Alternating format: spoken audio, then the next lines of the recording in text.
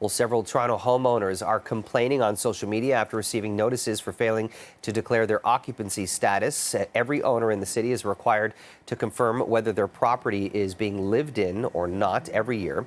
Well, vacant homes are subject to an extra tax. Those who don't declare their status face a fine of just over $21. Well, the original deadline to declare was February 29th, but it was extended by the city for 2 weeks to ensure residents had more time to complete the online form. Well, some homeowners say they didn't know they had to declare, and some say they did declare but got the notice anyway. And with more on Toronto's vacant home tax, we're joined live by Councillor Josh Matlow. I appreciate your time, Councillor. Hey, James. Earlier this morning, I heard Councillor Shelley Carroll, who was on John Moore's show. She called this particular, now that it's in its second year, this program, flawed. It seems like a bit of an understatement. What's going on here, and why are so many people who made their declaration receiving this notice? Yeah, no, I agree with you. Flawed would be an understatement. I think it's better described as a mess that needs to be cleaned up. The vacant home tax is being used by cities as a tool to identify where there are investment properties that are just sitting around, sitting vacant, that really should be used as homes in the midst of a housing affordability crisis. So it's a useful tool. That being said, though, the way that the city staff are identifying where those houses are is done in a way where we're seeing more and more people not see the notice, for example, when it comes to their home through their property tax bill, simply just fail to declare that they don't have a vacant home, for example, or they just didn't know anything about this. They just didn't see anything in front of them to tell them to do it. And all of a sudden, they are getting billed for thousands and thousands of dollars, sometimes even higher than their property tax, and understandably upset.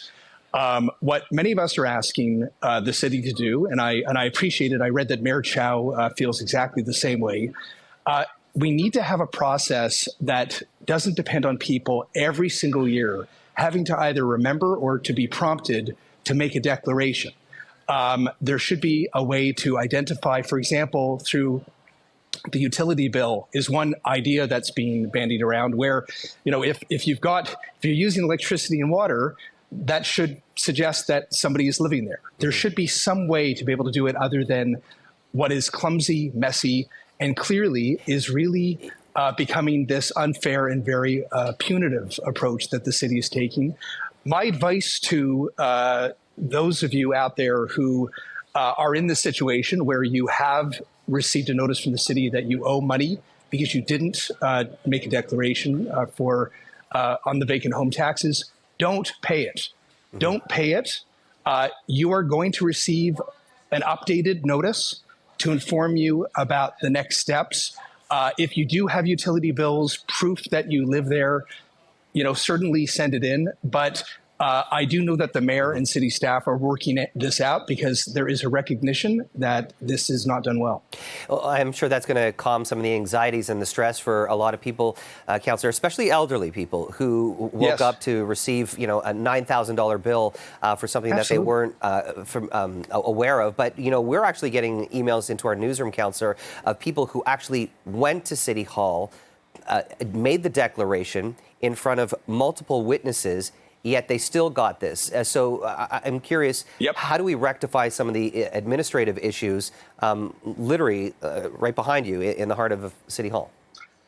That is exactly what the mayor has promised to work out with city staff. Another complaint that I've heard is that people will use the online portal and get a kind of an error message or say that there's just too many people using it and they can't even, make an appeal.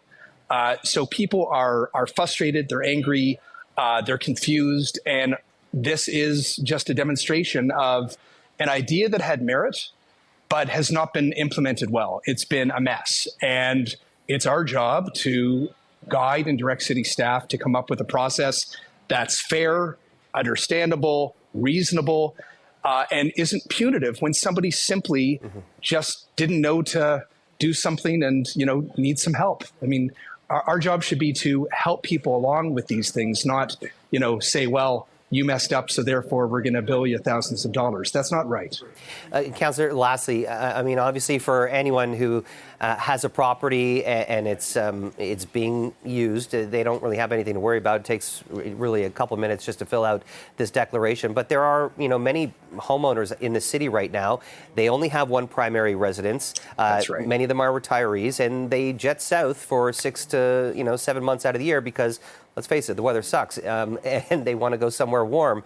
Yet these, there's a lot of criticisms that why is, City Hall and the city encroaching on their rights to just, this is my house. Should be able to do what I want with it. Yet the city is encroaching on their rights to essentially force them to rent it or pay this tax. What do you say to those people? Well, the majority of snowbirds can't even lawfully spend more than 6 months in the United States or elsewhere anyway. So for most people, that actually isn't the issue. But the reality is, the reason that cities like Vancouver, Toronto, and others are implementing vacant home taxes is that there are a lot of properties that are simply investment properties that are sitting there vacant, and the owner is just hoping that the property appreciates. And we have too many people in our city who are struggling to afford to either buy or rent a home. So it's about incentivizing putting empty places back on the housing market that we need supply in. So it's not the only thing that a city can do. A city needs to do a lot of things, and the City of Toronto is doing a number of things, but it's a whole bunch of different tools in the toolbox that's going to help with the housing crisis. But ultimately, my message to people who are unfairly dinged right now is you shouldn't have to pay it. Don't go and pay it, and you will get something in the mail to clarify a better process to guide you. Councillor Josh Matlow, we appreciate your time. Thanks for joining us. You're welcome.